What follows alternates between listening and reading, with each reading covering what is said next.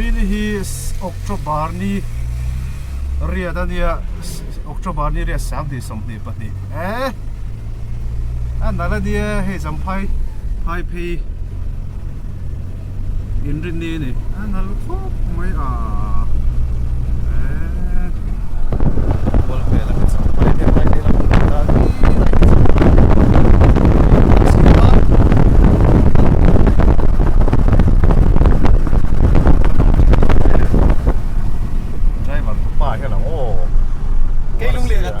cái lũng lìa gần câu này hey right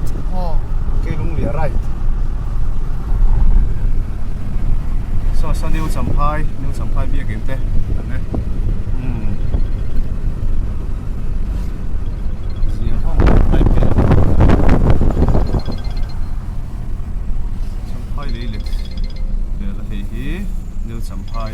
hi hello nè khi nó đi số làm số thế làm hết lang sắm thì nó anh number canal cái number ta kể trên nó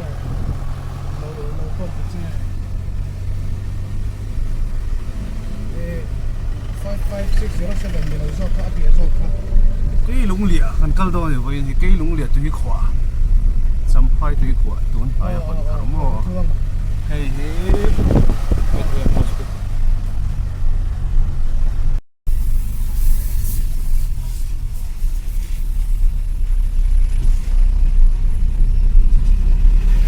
lai hi vai mun chou ban ti khani an ber lo mi thlen ban ti phabek to lo mi lai vai mun chou khi lai khi tourist lodge zai on veng te po lang ani khi lang mo khi tourist lodge video lak thi na du mo nal du tak ani vai mun chou kan kal me ke driver su khal thiam poka kan vlog camera po video po a shek zuk lo ne la hi vai mun so roi te pa ni lo hai chang thiam khom mai kan ti ha lo ding ve nga kan ma mi khi champhai MVI motor vehicle inspector ani roi te a hoin ki da khi ni chitan mà chú ý là chú khi giấu khó bằng motor driver chú khi pura motor khi anh ai sợ lắm thì lòng khóc mày anh khi mình xuôi tu với là cần tour guide thế này với khát cả câu tôi thì cái lũng lẻ của đi cái lũng nó mong bích này rồi biết chứ cần phố lồng tour là anh khi mình hơi ra bên này cái là gì electric van anh khi lots tourist lots pen kan per chia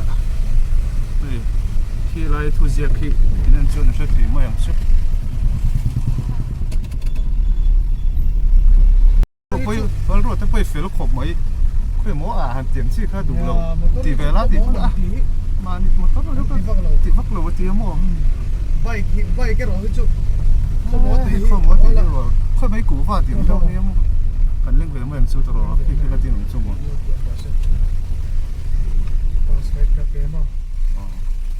veng an tel ani he cham phai za on veng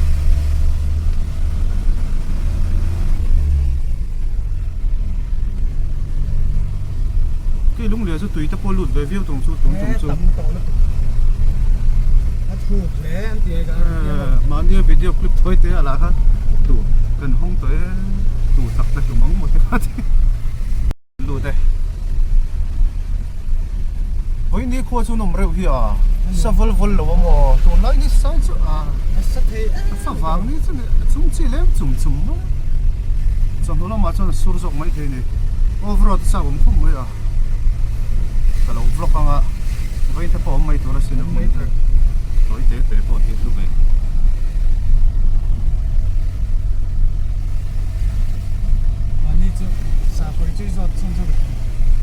em nghe anh motor cái thế qua sáng sót ta lâu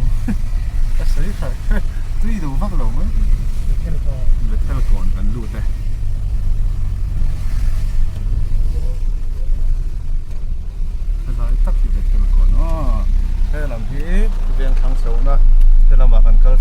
Bethel veng thar lama rickshaw tam kho mai rickshaw tai lo mu lo ta hin to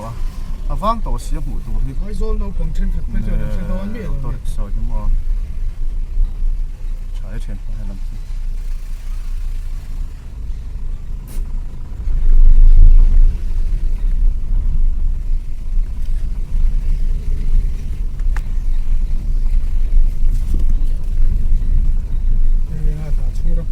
Pura punang ni ka siya.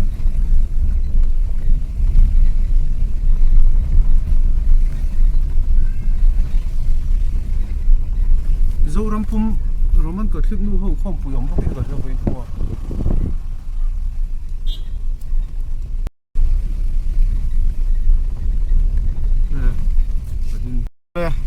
Ni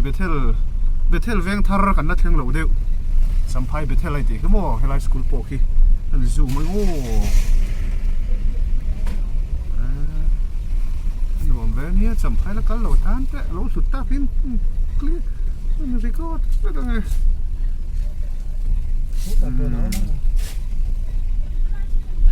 cái loại hi forest department DFO complex lẩu này trời sẽ có lồng hoa to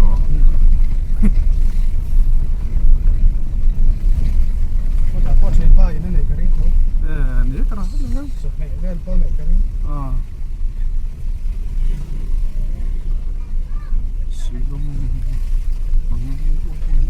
Chip về gần đây lắm không? Chỉ phải veng thari lâu thiên ta, veng thari này chưa khai lại.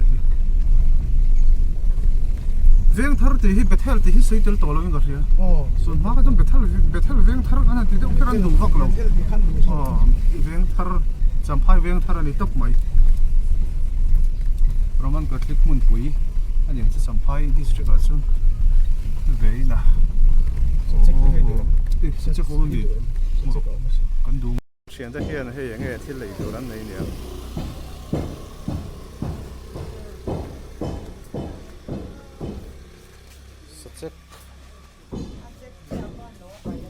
Ê, bây giờ mà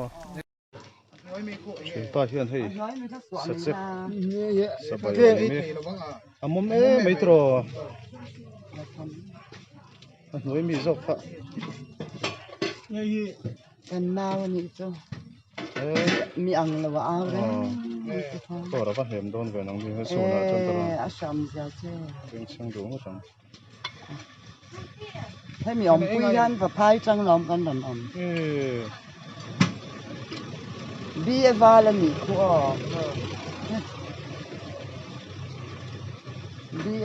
bia exam silong à văn phòng ấy khác về rồi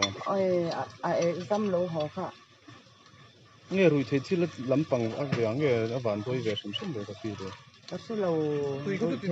thì ôm có ôm lên đó mà bằng vai phải về cái nhà tạ chuan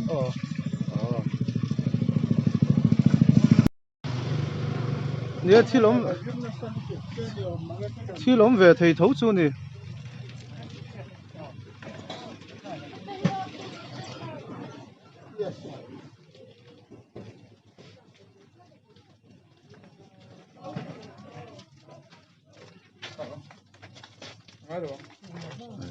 Uber rồi à Nơi trên sao mà nghe chúng cái tận trên những cái phía hả nè veng thar dễ là cần lắc cái này là giao về không ạ veng thar bỏ hiểm mua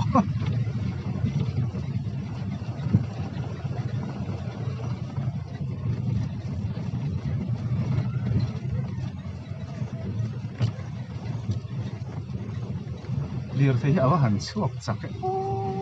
trò thar hẳn suốt dùng để về làm cái làm đấy cái đâu làm đấy cái làm tu ra cái làm ai chụp rồi mẹ mấy xem khúc cái nữa mà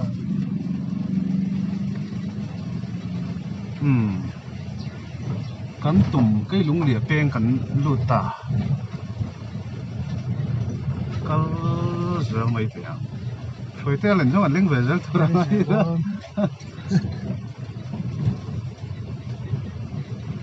Ang motor khaldang po. ờ Ala khal. Ay bak ki. anh thì Kung koi lang dan mo. ờ uluk bel khóc mày à ama chẳng cho uluk anh phur uluk mà đi thôi chuyện à không cái thì mấy mà quay topping hết cho nên black top hết cho tục lâu cái thì Thuk lo. ta sống tàn thế mà La na siya. ừ Ci tiro li na à tawa trâu niyang lâu karin. trâu cái ring gì à chẳng chịu trâu lâu nghe trâu lâu dọc này sẽ mà nó chẳng black top hiện thì chả chắc tụi nó đi tụi nó quay topping hết rồi là thôi chứ Kung chun lo bay nuam na.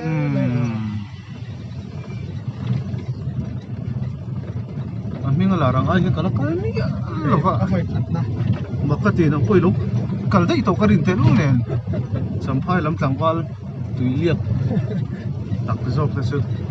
An hal mel te lu na yan. zipper hậu đấy chứ zipper hậu đấy chứ cả đấy tàu cái tiền nào lại Wa ne ran off-road tu tia. à Off-road lo to chada. đây là col bong tal tour mà bạc anh hiểu mày à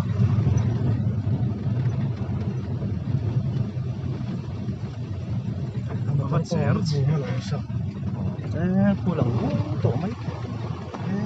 wow thu về có túi khổ chứ lúng địa sa cây lúng địa không có chỗ sa cây lúng địa chỗ này mà phải à cái tiếng túi thương tiền một phát nói túi thương tiền một xuân bara pani min tiếng ai vùng rung mấy à anh lên xa cũng cái là chẳng đây à chuyện là cô thế là mà lục cái tuổi thì có sẽ lâu nhiều Heo. con tao thấy biết rồi chứ tí bằng sao xem pasti nó chưa phèn hả anh đứng lên anh là cái nào cho nó chìm sang thì biết không à anh khỏa đá nó dưới đến bò mình mà nó ngồi chuồn tôi tầm chuồn cho nên mình hôm nay ở bắt sáng nó việc câu sự Lai kong ko la ida don ne te fe lai kong. số này cũng có số này anh Karim So la so. chỉ bảo rằng tan na anh là lấy dễ đấy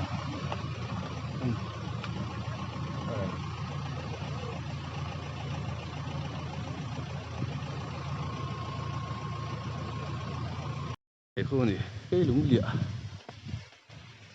Anh đâu tăng có tiếng miệng nổ cái này không.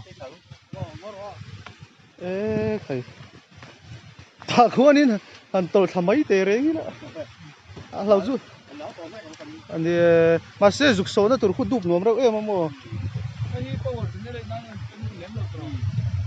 picnic spot ở đâu mấy đó đi bọt chỗ sẽ là chỗ alun ngó tầng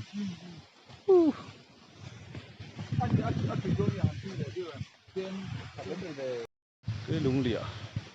cái của thằng là quê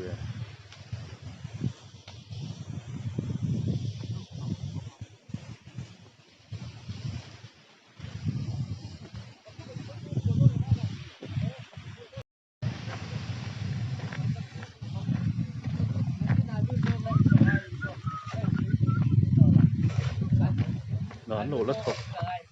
lất thọc nó xô mày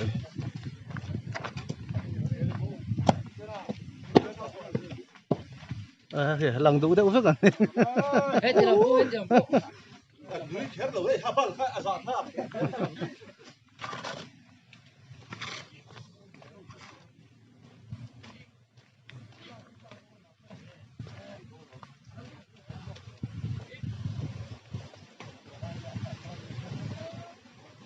cái lũng lịa túi khó cho hình ấy hình ấy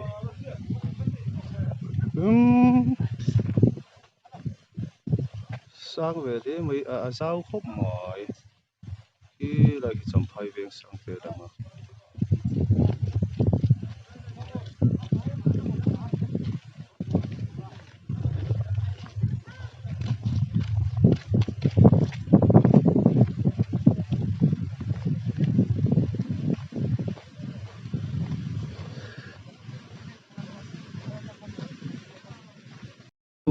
lang mek a thuk zo chu fit somli panga a thuk le patling ban pil le tam tak ani chu fit somli panga chu han zuan thak mai na chi chu ni lo ni hi a toina tan chuan mo heng hi enge control room ve deuh nge tui la kan mang hal thowa champhai water supply scheme ang kha ni ve hal mo man ek clip te tu tak tak mo thi ka chi lo le kan orang a soi kha ju dik lu tu ka mo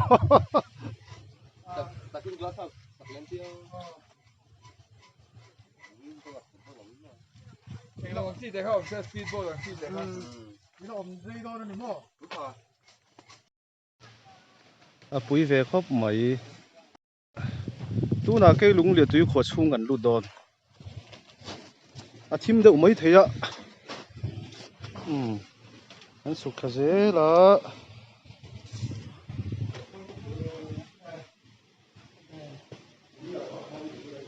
cái nào cho hang lại tôi chim long tùy suy thế rồi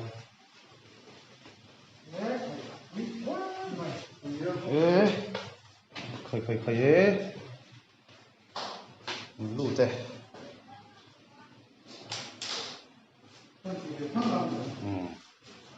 cái lùi là cái hàng chả ăn đắng không mo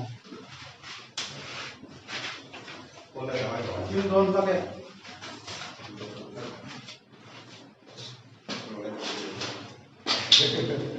thím ta rồi mấy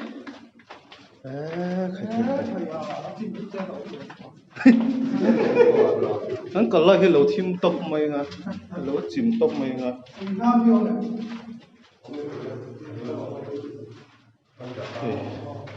thím ta khóc mấy túi khổ hay lung liệt túi khổ chung à nói là gần lũ ta tan này là mò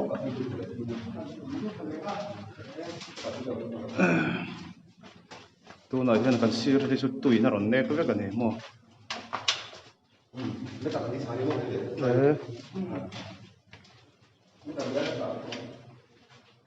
mình còn tổ na thiên vất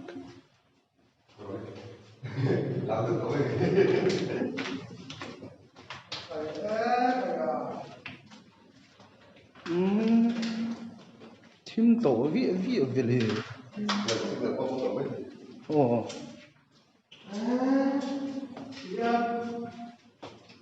thiên thế mà gì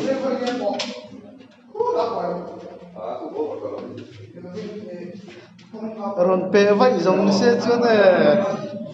các bộ chuẩn đầu tiên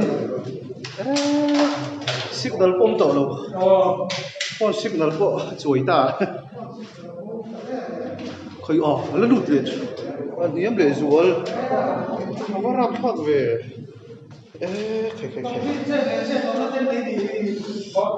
khơi các cụ nó chốt chỗ này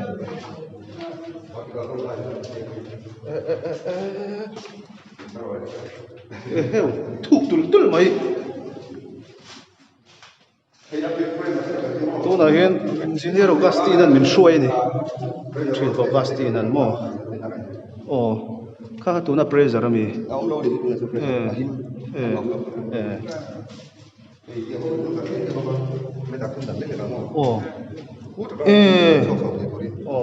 anh chuẩn là ta liên tục lâu thì một tôi nói chuẩn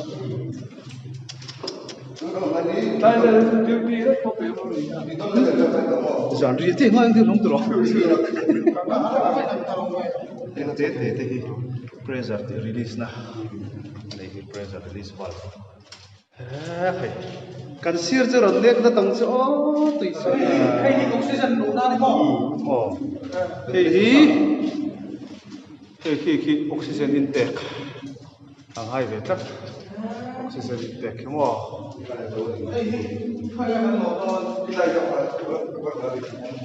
cần cây về đấy để tôi khơi họ tháp đón về khi nào hắn cần chọn lại tôi mình suy tiêu gì sập về phía sông cái nó lấy lắm mà lấy mấy ngua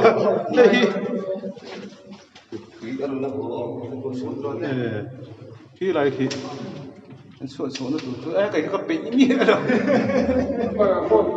khi lại khi fit xong đi để về là sáng anh em mới tập được anh sầu bị lâu quá cái nó làm ăn lên để đó nè tổ bộ lòng phalo quý tập cái này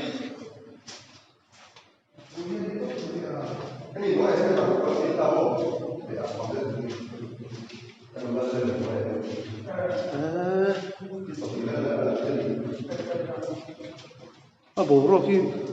rich rồi pressure nó bao nhiêu tùy pressure bao gạo air pressure nó sẽ tổng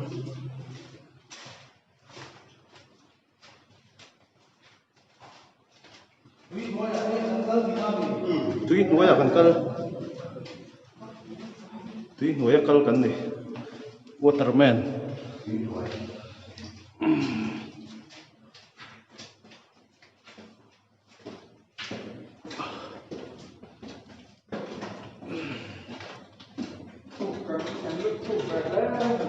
nuôi à đây cần là gì mà tại hiện anh lâu cũng thích cần sử dụng tấm mồ hồi chết cái chết được cái năng à chết lấy em lâu nữa mà tuần chân bây giờ sao anh chết không động tay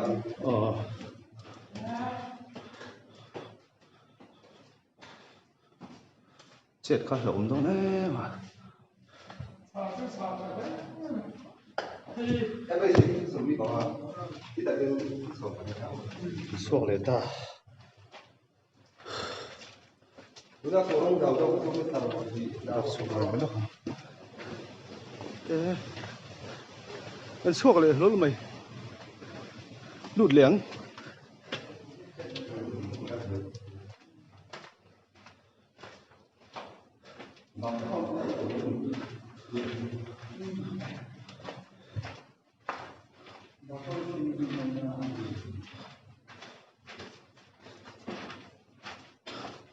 dàn rìa đâu khэр hình ai anh tại rìa cái đâu rèn rìa vâng ạ oxygen thật chấm à cái gắn lũ sâu nè ha thì để rồi anh thím về khóc hình xin là gắn sâu nó tụt khan mò khu ta chỉ là gắn lạc ha nghĩ đi là nghĩ bắt mày cái này fit lâu than sẵn mò anh ấy so kilo to anh ấy nè tiếng à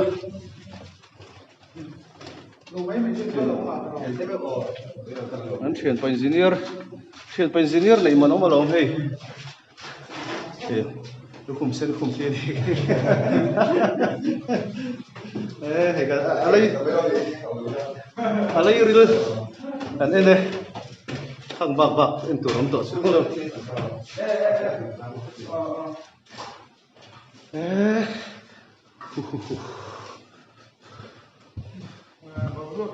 bố ruột cái rít rồi cái này chứ đã thối hal mày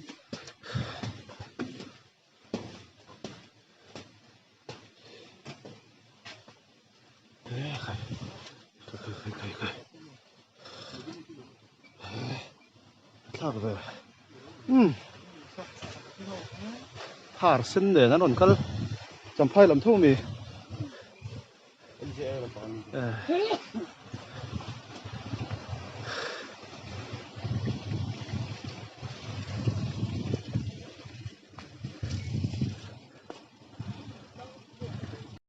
chỉ có sự indirect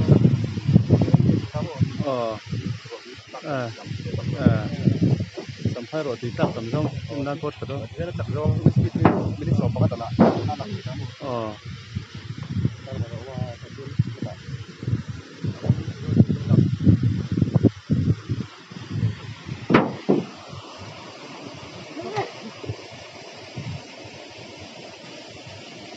stop stop karo này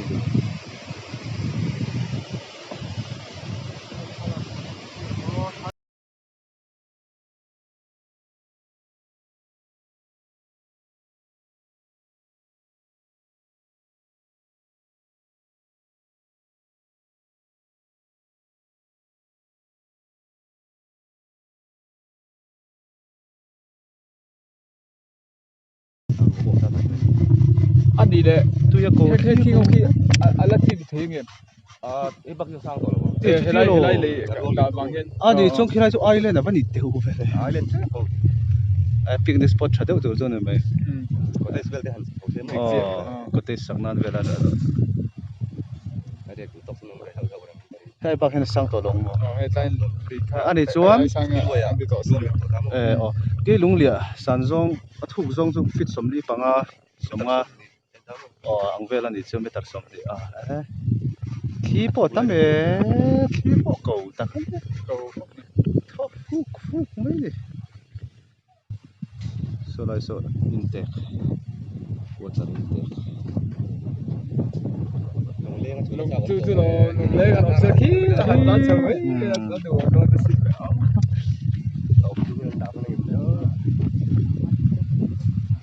nó mấy luôn đâu thằng nào khai phim không có bị tiêu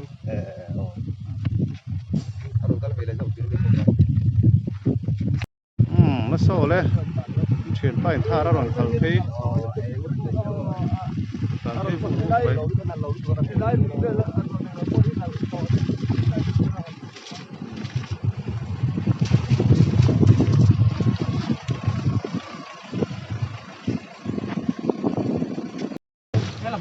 chuyển hoin hẳn con cua về đó này nu lắm nar lắm nếu mà nên đón cái cái na chun ha về bia vàng hết tiền khó bắt chính thuộc tổ cho mà số ta chẳng chính khan đi đâu na sa phoi te man ni kal chun chung khan lu se lu na cái lại về bác ha cái này ta sẽ tiền sẽ lộc thì là bác anh là dùng in khăn cái kia là dùng khăn anh là dùng khăn ta chun hồng lô anh là cả là giống ta này cái số bắt chí bố ruột khăn rít ta tamo tùy pressure ha na đó lấy phong độ để cho được bao rồi bố nó mòn rồi nằm đông ha spot pot tầm hi à cho hắn này mấy thấy nó tụt chi cái nan cho nó lùn Tao phát lòng cái gì trò cho hắn hồng à chúng tôi lùng rem hồng lùng rem hậu khá hay bị ven thar hậu gì hả rồi nó lắm gần phần này thế đấy chưa nào rồi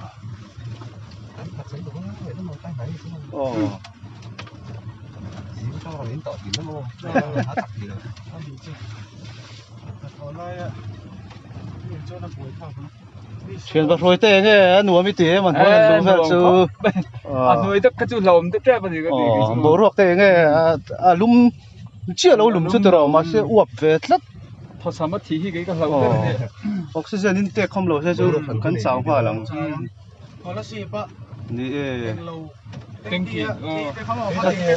cái lu ở rồi hello đúng lìa na ram pang kan phang do na ni roin he mo khi lai khi cham phai veng sang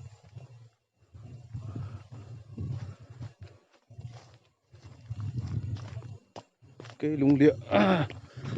túi khổ na kan panang chuyện hoin khu pana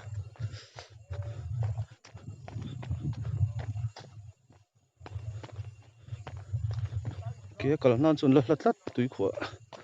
đâm mặt trong khám mà nuông lúc tục ringot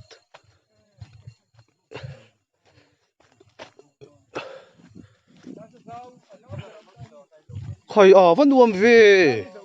hay là hi sao đấy dọc số lại han tro hi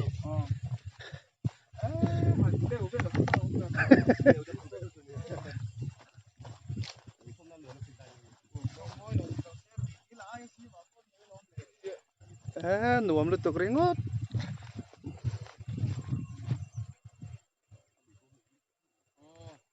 nuông về khúc mới cái lúng địa túi của hi long leng ten la danga nakina chuan picnic nan anuam le zolanga kem ni chong fe chu ni anga leu tham fe ni don ani bot po kal nal tham mo an van nei hle mai ven chu guide kan nei tho kha heng te kai ni chong kala kan shatop na khulai kha kan kal topanga kan hoi nga chu zong chu à vợ hầu si e kan tiang à เฮ้ยหมุนมาเวลป้อนตัวเกมนี่เวลไล่ลงโมเลยก็ที่เฮ้ยอ่ะขวมองตัวพวกเขาแล้วหลังลงนี่อ่ะ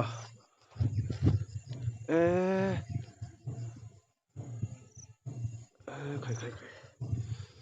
ทุยเวคบมาอ่ะ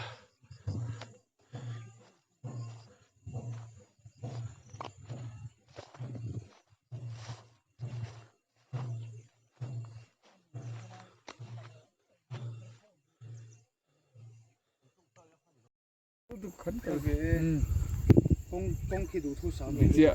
公个出来我么？因为都是搞得当机。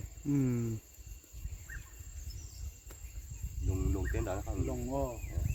抗警定的 nó 抗。 hồ mấy sao cũng thử cái thế nào 记 chứ 你个没有？马上那别的这个。 anh up down nên chuẩn mình chỉ sát lại lắm mà Ờ. ăn được luôn รีดีป้อไว้ขัดกวนมันก็สังงานล้อมี có những con trí cần cắt chút มันนี่เราไล่พี่ รีดีลำปังไอ้จุนั่นหนุ่มเราต้องให้ไอ้จุถุยลำปังอันนี้ดินบ้ากะให้ยังไงยังเราทิ้งกุ้งเลยทิ้งเวลเตอมเฟมอซีรึเนาะรีดีจุดเพี้ยนปุ๊บถึงก็ท่าเราข้างนี้ อามาเราชั่วโมงเทียนปารีดีเห็นบุรุษกันไหนเวียรีดีอัดลุยอับเบบอมพี่กัลสั้นในหินตั้มเวียมัวขัดที่สองกันนี่เฮลัยจวนที่นั่นเนี่ยมัวขัดยังซี่เข้าเวียลุตุกเราไปจวนนี่อันนี้ตาตุยงงงก็จนให้จวนจอยไทยได้จง ตุยจุโอ้ก็เดียตุยอ่ะตัก รีดีจะช่วยกันเทียมตะกันเหลาเล็ดแล้วแต่มัวตุยเทียมอันตั้มตะคนอัดจีอมเวียแล้วถ้ารีดีลันที่จวนเทียงไล่ที่จวนวันช็อปที่จวนเวียจวนรีดีไล่อลุนได้ยังเจริญ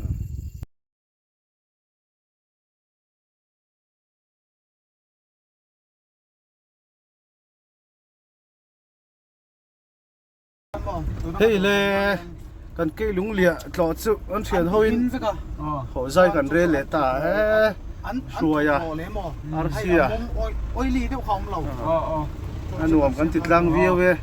แล้วต่อฟูจีนี่เอาผมน่าถ้าลึกตุกเราบอกเลยมั่วตัวก็ไง